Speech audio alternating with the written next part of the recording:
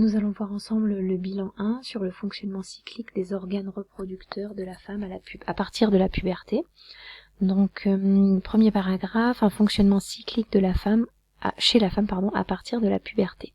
Alors vous pouvez surligner avec deux couleurs différentes les deux types de cycles. D'abord le cycle de l'ovaire, donc le cycle ovarien. Ce qu'il faut bien avoir compris, c'est que les follicules, c'est l'ensemble des cellules folliculaires qui entourent un ovule. Donc les cellules folliculaires sont bien des cellules de l'ovaire. Ces cellules folliculaires avec l'ovule à l'intérieur vont évoluer jusqu'à la maturité. Et donc ça, c'est la phase folliculaire. Ça dure depuis le premier jour du cycle jusqu'au 14e jour à peu près, bien sûr. C'est jusqu'à l'ovulation. Et ensuite, la deuxième phase du cycle de l'ovaire, c'est la phase lutéale. Donc je répète, lutéale parce que c'est là où il y a le corps jaune. C'est donc les cellules folliculaires qui, après avoir évacué l'ovule, dégénèrent en cellules du corps jaune, tout simplement parce qu'elles sont réellement jaunes. Elles ont une molécule qui s'appelle la lutéine, d'où le nom de la phase lutéale. Ça, c'est des petits moyens pour retenir. Vous prenez une autre couleur et vous pouvez surligner le cycle de l'utérus ou le cycle utérin. Donc quand il n'y a pas eu de fécondation, le cycle utérin commence par les règles. Environ 5 jours, c'est l'élimination de la muqueuse utérine. C'est le début du cycle. Ensuite, pendant tout le reste de la phase folliculaire, l'endomètre utérin, il va s'épaissir. C'est la phase proliférative. Puis pendant la phase lutéale, la deuxième, l'endomètre utérin va s'enrichir de vaisseaux sanguins et de glandes sécrétrices de sucre pour accueillir un éventuel embryon s'il y avait une nidation. Donc ici on est dans la phase lutéale ou pour la phase sécrétoire de l'endomètre. Les définitions sont à connaître, vous relevez bien les définitions du follicule, page 216.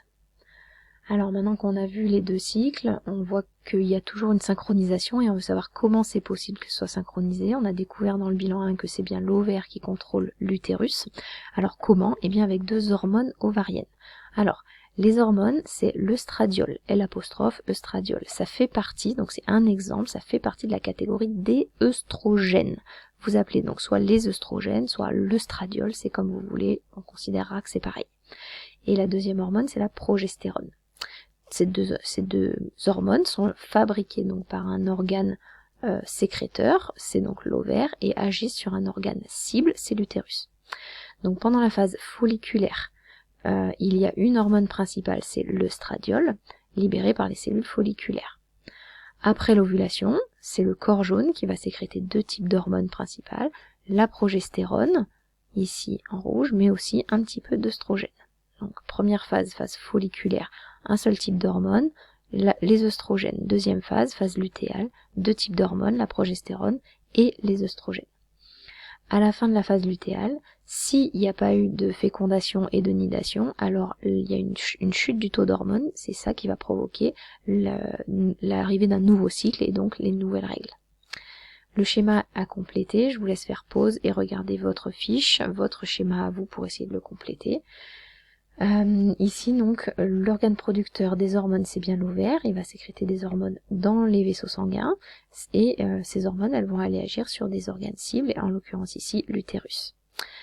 Pendant la phase folliculaire, c'est bien les follicules qui vont maturer, ici un follicule primaire, puis un follicule tertiaire, et ensuite il y a l'ovulation et ça devient un corps jaune.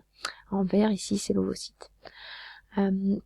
Les deux hormones principales, donc l'œstradiol pendant la première phase, œstradiol plus progestérone pendant la deuxième phase. L'œstradiol va permettre d'avoir la phase proliférative de l'utérus, œstrogène plus progestérone, la combinaison des deux, ça va permettre de maintenir l'épaisseur maximum de la paroi de l'utérus, et ça va permettre la sécrétion des glandes pour du sucre pour un potentiel embryon. À la fin du cycle, la chute du taux d'hormones va provoquer les règles et donc le début d'un nouveau cycle. Je vous laisse compléter. Prenez bien le temps de comprendre et voir si vous êtes capable de le réexpliquer à tête reposée. Bon travail!